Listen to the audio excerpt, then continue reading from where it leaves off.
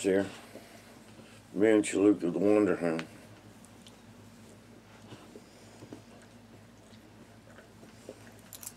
We're here this morning to give y'all the big reveal on the Two Truths and a Lie. It didn't take long. Y'all ain't dumb people. Y'all know Ole'Pops pretty well. Anyway, we had several guesses on it. Well, I had several guesses on it. And it went down to Parsimonious Piper. He was the one that figured it out. I got guesses on all three. What do you hear? What do you hear? Oh, you just gonna lay down. It was number one.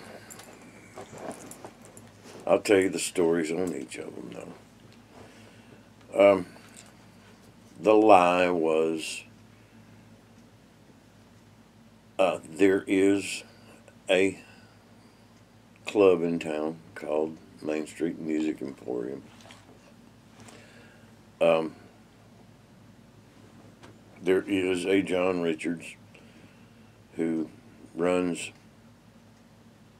a lot of lights and a lot of sounds for some pretty big name guys in country music. He is Lyle Lovett's sound guy, stage manager, has been for a long, long time.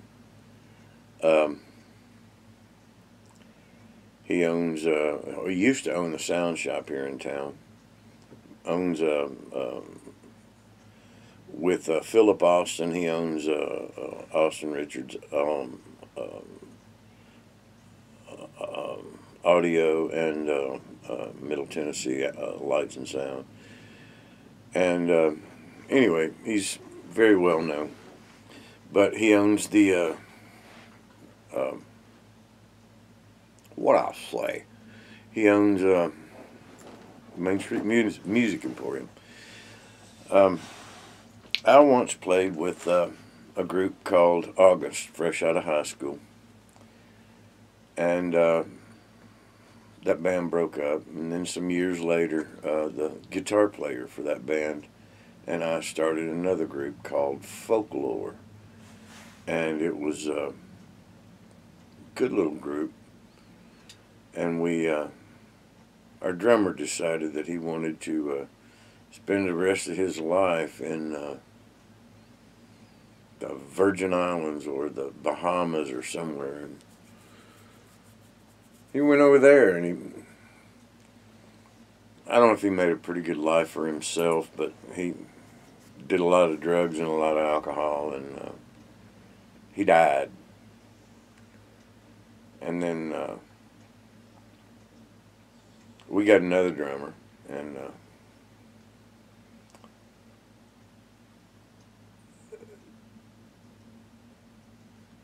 we did a lot of shows. We gained a element of popularity, and we did all the things that we were supposed to do to get a record deal.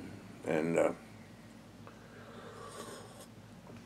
we were this close to signing a deal with CBS Records.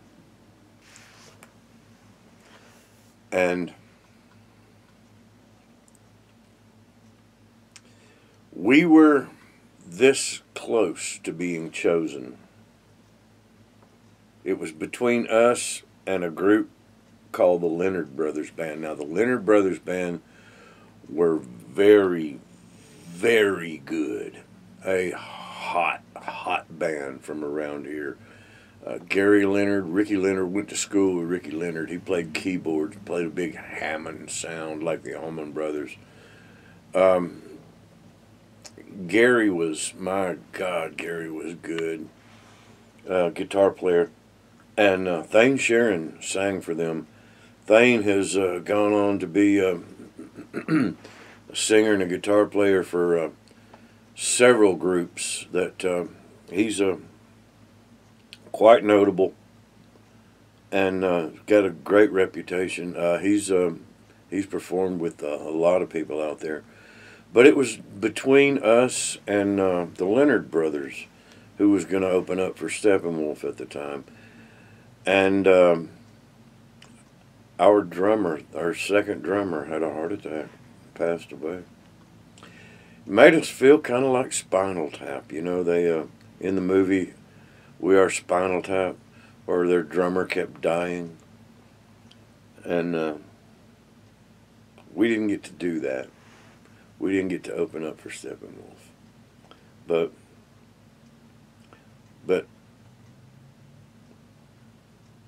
I don't know. It was a dream that we had. The part about Aerosmith and the part about record execs, I threw that in there for the sake of the lie. Let's see, what was the other part? I had them all written down. I think the second one was, the Guinness Book of World Records. When I was a young man, Mellow Yellow. Y'all know the soft drink, Mellow Yellow. They set up in front of a local department store just a couple of miles from my house. And they had a chugging contest. You had to chug it out of a 10-ounce bottle. Couldn't pour it into a cup. You had to chug it out of the bottle. And, you know, the small mouth, you know, the little... And I knew I could chug a beer pretty fast. I could chug it out of a mug real fast. I could drink it straight out of a bottle pretty fast. And I went down there, and they were giving away T-shirts to whoever tried it. And my oldest daughter went with me. And she was a small child at the time. And she wanted Daddy to enter it. She wanted a T-shirt. So I entered it, and oh my gosh, I drank Mellow Yellow after Mellow Yellow after Mellow Yellow after Mellow Yellow, and I would get the record, drink one in 4 seconds. He's got the record. And somebody come up there and drink one in 3.5 seconds, and they break my record, and I have to get up there and start chugging them again. And I beat the record. Anyway, by the end of the day, I had the record at 3.36 seconds out of a 10-ounce bottle. And I had drank 36 Mellow Yellows. And I got home, I was sick as a dog. My head felt like it was swollen. My eyes were just banging. I know the sugar content in my body at the time was just astronomical. I didn't eat for a couple of days. I was just, I don't know, felt like my face was just swollen. But to this day, I will not drink a Mellow Yellow or a Mountain Dew or anything of the kind. I just, the thought of it just. But anyway, the following year, I remember I was working at animal control. I was a dog catcher at the time. But the following year, they set up in another state, but the year after that, they came back to the same spot in front of Rose's department store. The only other Rose's, I think, Rose's is shut down primarily, but I think there's a Rose's in Shelbyville just a few miles from us. But they set up at the very same location. And the guy that broke that record, the 3.36 seconds, was a guy, by golly, that worked with me at that same animal control place. His name was Tommy Barnes. He lived in Smyrna, in between us and Nashville. In Smyrna, between Murfreesboro and Nashville, a little hamlet. And I forget, he didn't beat it by much, by maybe a few tenths of a second. But it stood for a year and a half, 3.36 seconds. And you know, the mouth on those bottles are just real small. So they only pour out of them so fast, and you can't suck it out any faster. You just got to tilt it up, open your throat, and let it pour out. And that carbonation just burns like crazy going down. But it's, I had it, 3.36 seconds. Guinness World Record, 18 months. And the last one, I, at one time, was the foreman over a wood shop at Maidencraft, Procraft Boats, between here and Smyrna on the old Nashville Highway. And driving down the old Nashville Highway, at that time, it was out in the country. There were a lot of farms out there as you go out that direction. And there was one man that owned a turkey farm. And it was quite a ways out. And I was going out that direction one morning to work. And man's turkeys kept getting out. And at the time, I drove a 1969 Ford F-100 pickup. And I was late for work that morning, and I remember, which is irrelevant, I was eating an egg and cheese toasted sandwich. Somebody's texting me. But I was eating an egg and cheese toasted sandwich, and I was barreling down that highway on that gas.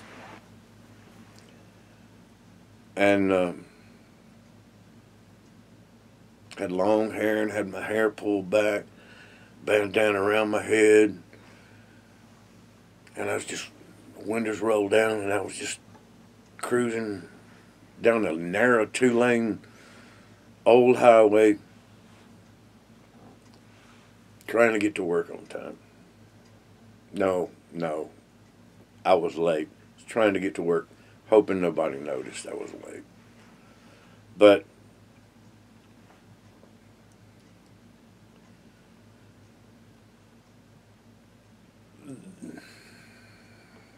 where this happened and where I worked was another 7-8 miles. But there was a guy that had turkeys, and I saw him up ahead. There was a string of, I guess you'd call them fowl, hens, whatever. They were crossing the road, and I saw them, but I kept on barreling down the road. I figured they'd be across the road before I got there, and they were, so I kept going. And then all of a sudden, here he comes, old Tom Turkey. Just crossing the road like nobody's business, and I kept a barreling. I was late for work, and he owned the road, and I kept a barreling, and he just strut on that road.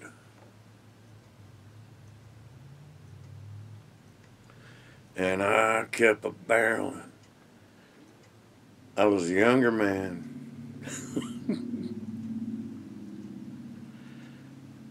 And I wasn't going to stop for no turkey. And he owned And about the time that his life was in peril, he turned and he looked at me. And you could see it on his face when he turned and looked at me. It was like, and he started flapping them wings. And when he did, and he went, of course his head was this way, he started, them little legs started getting it. But his feet, it's like in a cartoon, his feet was kind of doing this, but he wasn't going nowhere.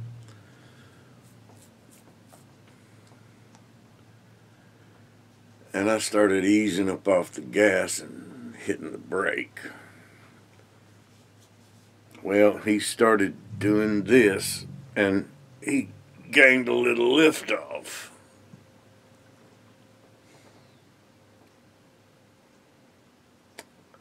About grill height on my truck. That's when we said, "Pow!" with each other.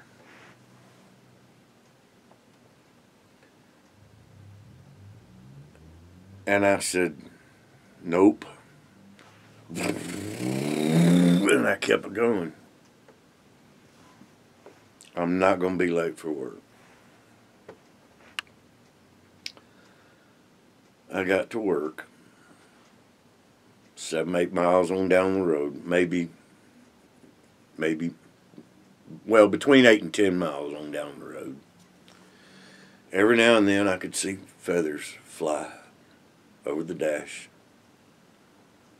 or over the windshield, over the hood. I pulled on in, pulled back to the back where the wood shop was, parked, went inside. All the boys was standing out on the dock, laughing and just pointing at me. On my way in, I turned and I looked. Oh my God, it was a mess on my truck. They come walking out there just laughing like crazy. They met me about halfway and we all turned around and walked back out there. My truck was just steaming like crazy. We grabbed him by the feet, lifted him up, threw him up on top of the hood, and that breast was about the only thing worth saving, but it was cooked tender. The rest of him was just destroyed. There was a big hole in my grill. The radiator wasn't punctured. It wasn't hurt any. The grill was just smashed. The truck was overheated from not getting any air.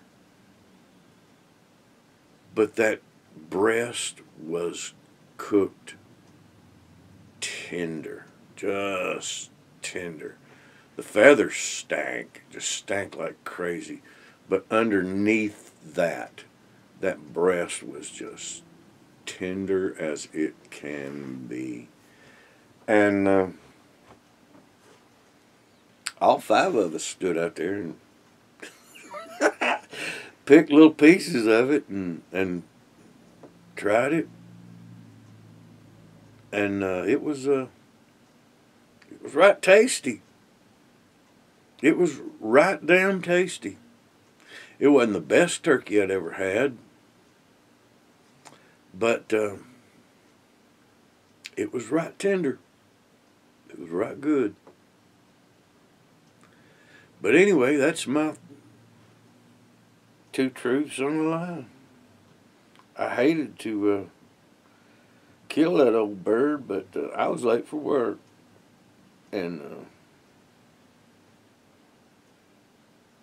he was in my way. But anyway, I'm Ole'Pops. Much love to y'all. Hope that clears up some stuff for you.